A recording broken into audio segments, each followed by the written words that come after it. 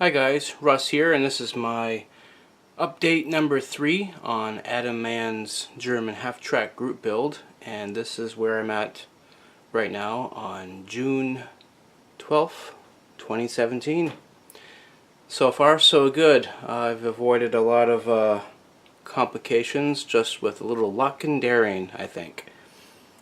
Let's see, where have I been since the last video? I got some upper structure painted, got my firewall connected. I have my, looks like we got some photo etch footsteps right here, and the wheels are connected.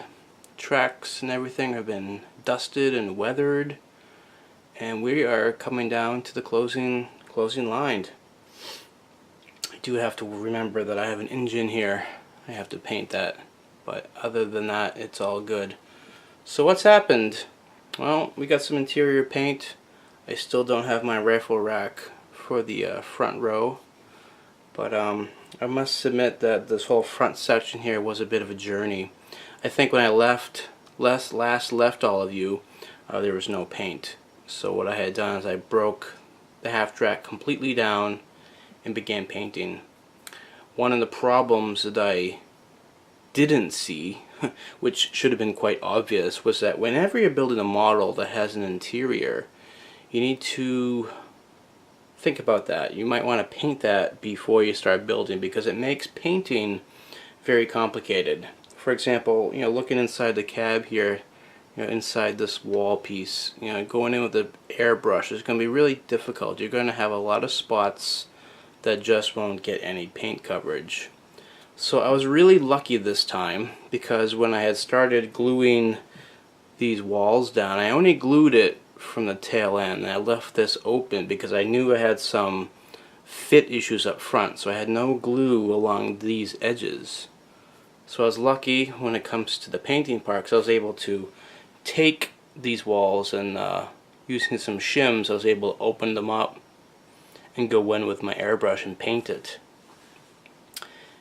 Do some clear coats and bring it back. And voila, there you go. And now I finally got to install the firewall. I was able to bring back these walls, glue it in. Unfortunately, I did have some problems. There was some noticeable gaps on the, I believe, starboard side. Let's see if we can. You can just see it. Now if you look at the firewall, there's a little bit of white styrene. That's all pieces of styrene chunk that I inserted to, because I'm going to have to put a lot of filler in that spot, and so I wanted to give it some support and strength with a little bit of stretch sprue and some styrene chunks. And I think on this side you can just barely make out. Yeah, you can really I'm trying to, yeah, you can see like there's like a little squared into my finger right there. That's a little bit of styrene, just to shim it. I also have some issue right here. I put in some stretch sprue. It's drying right now and curing. Once it's cured, I'll be able to file it and shape it, and then throw in putty, and that firewall section will look really great. Let's get this side view here. Alright, you can see got some pioneering tools already put in. I painted all my seats. I'm using kind of like a black. It's really hard to tell with museum pieces. Sometimes they're brown, sometimes they're black. I like black. It's a nice color. I'll weather them, and once the model is ready, I'll stick them in. For the instrument panels, let's turn it over here so you can see it. I opted not to use the decals that were provided because I just didn't like them. So I got myself some Archer wet transfers, and I really liked them. They came out really nice. Oops. Yeah, they got the placards and the instrument pieces. And it was a simple technique, and don't be afraid of Archer dry transfers. They can be really useful. Go to their website, or they have a small channel on YouTube where they give basic tutorials on how to install their products, and I highly recommend them. They work very good. Let's talk about the weathering. Since the last video, there wasn't much weathering done, just a little bit of oil with raw sienna. I really went full tilt on this Halftrack. I used a lot of techniques from Scale Model Medic.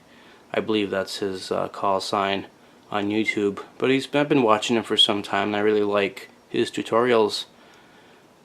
And I just did a basic water and pigment dusting effect with the tracks and road wheels, and also with the underside. You might think it's a little heavy, but my Halftrack is going to be taking place Operation Barbarossa, summertime, really dusty on those Russian steppes and on those roads, and I kind of like the effect. And the wheels, what did I do for the wheels? I used Scale Model Medic. I didn't even paint the wheels black. I painted my rims, stuck them on, and I just flat coated the vinyl tires, and then I put on this wet pigment wash, let it dry, and then wiped it off with a wide brush, and I really like the effects.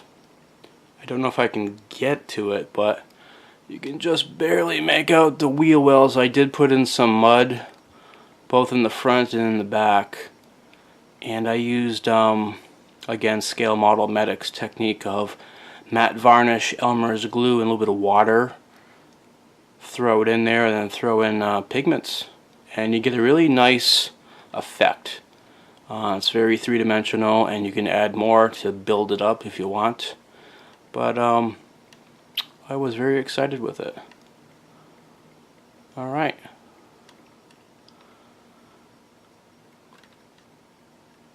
Really don't have much more to say on the model, other than what I'm going to do probably sometime after this video, and when the glue has cured where I filled in that gap, I'll be using some putty, and I'm going to fill in all these gaps. I also got some hairline pieces, which I mentioned in my previous video. Fill all that in the piece in the back. Once all that putty has been set to dry, I'll do a little sanding, and I think we're going to be ready for painting the final coat of the Halftrack. Still got my stowage boxes and things. I'm going to put a whole row of jerry cans in the back, and bits and bobs for my spares in here. And other than that, I think that'll be a wrap. It's been a really good build. And yeah, I'll still say Trumpeter makes a very highly detailed kit.